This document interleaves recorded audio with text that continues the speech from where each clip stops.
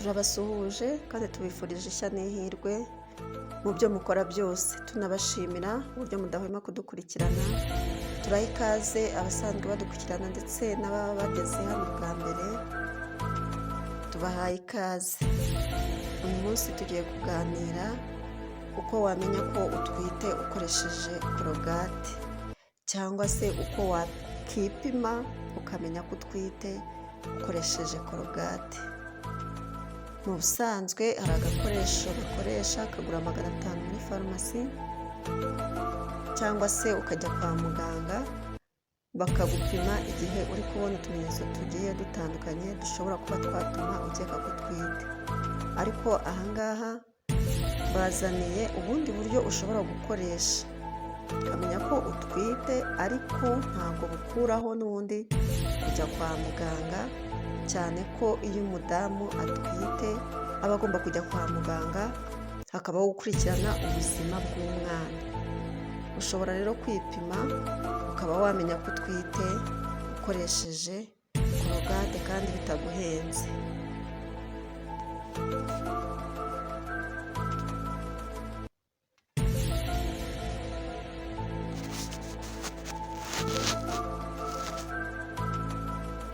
Ubundi ubushakashatsi buvuga ko iyo umugore amaze gusama, umubiri we ukora umusemburo witwa HCG. Hanyuma uwo musemburo niyo muganga agiye kugupima, niwo abanza kureba ko ufite. Iyo asanze ufite nta gushidikanya ahita amenya ko utwite. Ubu buryo bwacu rero bwo kwipima ukoresheje korogate, kugira ngo ubukore hakenewe ibi bikurikira. Ugomba kuba ufite korogate, ukagira udukombe tubiri tubonerana cyangwa se uturahure, ukagira akayiko gatoya, hanyuma ukaba ufite n'iminota 2 cyangwa 3 yo kuza gutegereza igisubizo. Uzabigenza ute rero? Uzafata korogate iyo ari yo yose, ariko itarimo amabara. Hari amakorogate aba afite amabara, ahangaha ukoresha korogate y'umweru. Nurangiza ufate utwa dukombe tubiri, ariko tubonerana nk'ikirahure nk'uko nabibabwiye. Hanyuma nurangiza ufate agakombe kamwe ushyiremo korogate ya 1/2 cya ka kayiko nakubwiye, akandi gakombe ushyiremo inkari za mbere za mu gitondo. Impamvu nkubwira inkari za mbere za mu gitondo ni uko wa musemburo w'umugore wasamye cyangwa se utwite akenshi wiganza mu nkari, noneho iza mu gitondo ho uba wiganjemo cyane. Nurangiza uzavanga, utegereze iminota 2 cyangwa 3.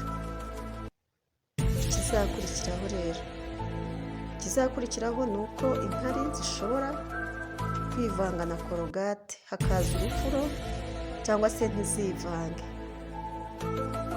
Izi mpinduka zishobora kuba cyangwa se ntizibe nk'uko nabibabwiye hejuru, ko iyo umugore asamye hari umusemburo witwa HCG uhita wikora mu mubiri we,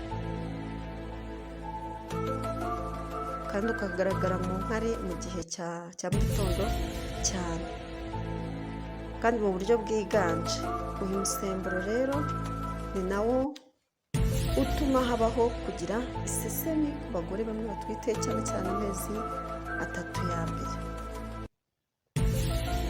Igihe rero umaze kuvanga izi nkari na korogate, hakaza urufuro rwa rundi rumeze nk'uruza ku nzoga iyo bazifunguye, ahangaha menya ko utwite.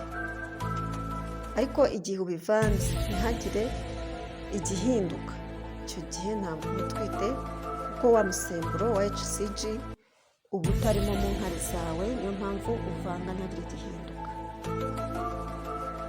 Ndizera mwabyumvise neza. Ufata korogate iri ku kayiko gatoya 1/2, warangiza ugashyiramo inkari wihagaritse mu gitondo, cyangwa se wanyaye mu gitondo ukibyuka, kuko uriya musemburo wa HCG uza igihe umugore yasamye nibwo uba wiganjemo cyane. Warangiza ukawusuka aho muri ako gakombe washyizemo korogate, ukavanga. Igihe uvanze ukabona haje ifuro nka rimwe riza ku nzoga iyo bazifunguye, icyo gihe menya ko utwite. Ariko igihe uvanze ukabona nta kintu gihindutse, nta kibaye, korogate iracyari umweru, nta kintu cyahindutse, aho ngaho menya ko udatwite. Mwakoze kubana natwe, ndabibutsa ko ubu buryo budakuraho ubwo kujya kwa muganga, ni uburyo wakoresha mu gihe uri kwihuta. Turabibutsa gukora subscribe, share ndetse na comment na like, ni ingenzi cyane ku bantu bashyashya rwose, mudutere inkunga mwaramukoze.